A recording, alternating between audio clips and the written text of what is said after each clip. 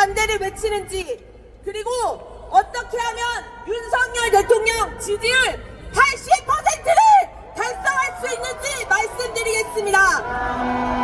저는 초등교사가 되기 전 미국, 캐나다, 독일에서 외국인 노동자로 살았습니다. 정치에는 관심이 없었습니다. 그런데 캐나다에 갔다가 PC주의에 물들고 말았습니다. 누가 봐도 남자인데 머리 길고 치마 입으면 여자라고 인정하는 것이 깨시민인 줄 알았습니다. 부끄럽고 죄송한 이야기 하나 하겠습니다. 독일에서 살 때는 박근혜 대통령 탄핵하라고 시위까지 했습니다. 저는 한국에 와서 초등교사가 된 후 전교조에 가입했습니다. 그러나 3개월 만에 탈퇴했습니다. 왜냐하면 전교조의 민단체의 보았기 때문입니다. 저는 전교조가 학생들을 위하여 참교육하는 곳인 줄 알았습니다. 그런데 텔레그램 깔아서 민노총 단톡방에 들어가라고 했습니다. 학생들은 교육의 대상이 아니라 선동의 대상이었습니다. 왜 4월만 되면 학생들에게 추모를 강요하고 나비 만들기를 한단 말입니까? 저는 문재인 때문에 민주당의 실체를 알게 되었습니다. 문재인 정부는 부동산을 폭등시켜 중산층을 무너뜨렸습니다. 코로나 때도 중국인 입국 금지를 하지 않았습니다. 박근혜 대통령 사기 탄핵은 어떻습니까? JTBC가 선동하던 태블릿 PC 시간이 지나니 조작이라고 밝혀졌습니다. 언론은 대국민 사기극으로 국민의 눈과 귀를 막아서 죄 없는 대통령을 무너뜨린 것입니다. 아무도 거짓 선동을 책임지지 않았습니다. 여러분, 지금 언론 믿으십니까? 저는 민주당이 서민을 위한 정당인 줄 알았습니다. 민주당은 말로만 정의를 외칩니다. 하지만 그들의 행보를 보면 내로남불, 권력을 남용하고 서민을 때려잡고 자유를 억압하는 정당입니다. 맞습니까? 대학 시절 민주화 운동을 했다던 386 세대, 지금이 민주당 주축이 된 586, 똥86에게 배신감마저 들었습니다. 저는 현대사를 공부하기 시작했습니다. 저는 학창시절 단 한 번도 배우지 못했던 이승만 대통령, 박정희 대통령의 업적을 알게 되었습니다. 여러분, 대한민국은 6.25 전쟁 이후에 너무나 가난했습니다. 당장 굶어 죽기 직전인데 민주화가 되수였겠습니까? 배고프고 조가집 살고 비 오면 온 동네 진흙탕이 되는 곳에 살면 먹고 사는 문제가 가장 시급합니다. 가난한 후진국 대한민국을 잘 살게 만든 건 박정희 대통령입니다. 동의하십니까? 맞습니다. 어린 학생들이 걱정됩니다. 초등학교 사회교과서 심각합니다. 현대사만 6학년에 따로 빼서 가르칩니다. 이승만과 박정희 대통령을 악마라고 가르칩니다. 자랑스러운 대한민국의 역사는 어디서 배울 수 있단 말입니까? 저는 교사를 그만두고 강연가, 인스타 인플루언서가 되었습니다. 먹고 살기 바빠서 정치 뉴스에 관심 끄고 살았습니다. 그러다가 계엄령이 터지고서야 민주당의 입법 독재를 알고 경악했습니다. 저는 12월 첫째 주부터 탄핵 반대 집회에 나갔지만 대외적으로는 침묵했습니다. 진실을 알리고 싶었지만 언팔할까봐 몸을 사렸습니다. 그러다가 주변에서 목소리 내는 인플루언서를 보고 반성했습니다. 그깟 팔로워 숫자 무덤에 싸들고 갈 것도 아닌데 윤석열 대통령은 대통령직 목숨 걸고 싸우는데 대한민국의 무궁한 영광 앞에서 저는 비겁했습니다. 목소리 내기 시작했습니다. 대한민국 홍콩 되기 직전이다. 대통령 탄핵되면 나라 망한다. 12월에 욕을 바가지로 먹었습니다.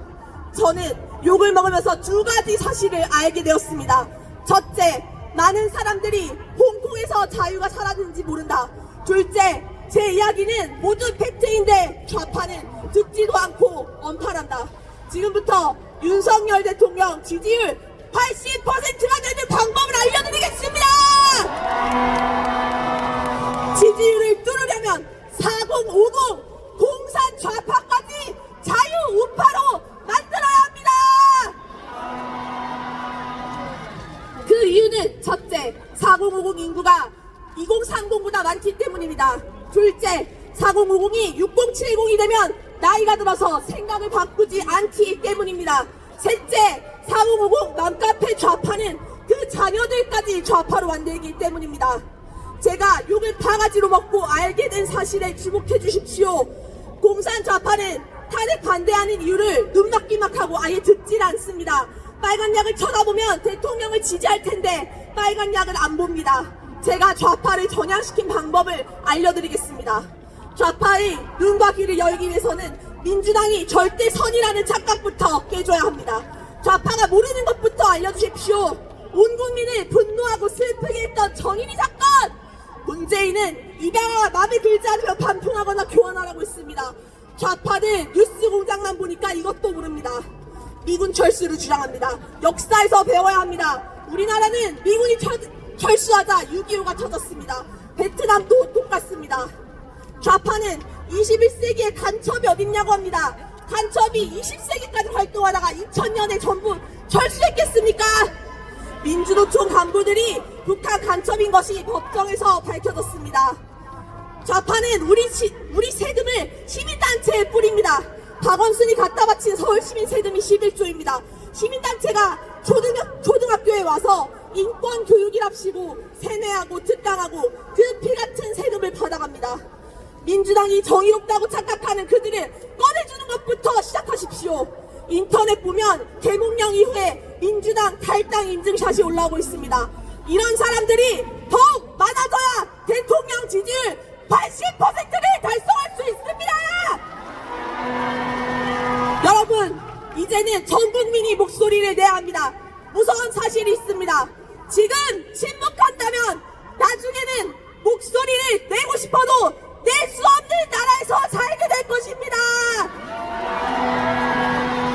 그래도 개엄은 아니라고 하는 사람 앞에서 침묵하지 마십시오. 한 명, 두 명 좌파의 생각에 금이 가게 만들어야 합니다.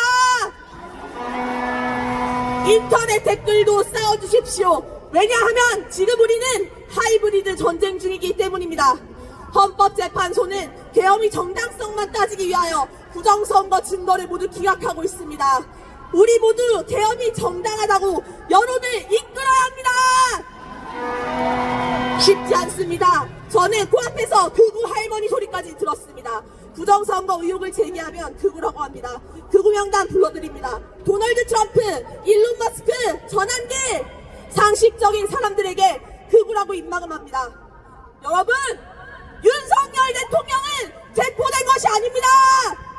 불법 납품 영장 때문에 납치된 것입니다. 우리가 대통령을 지켜내지 못한다면 그 다음은 우리 차례입니다.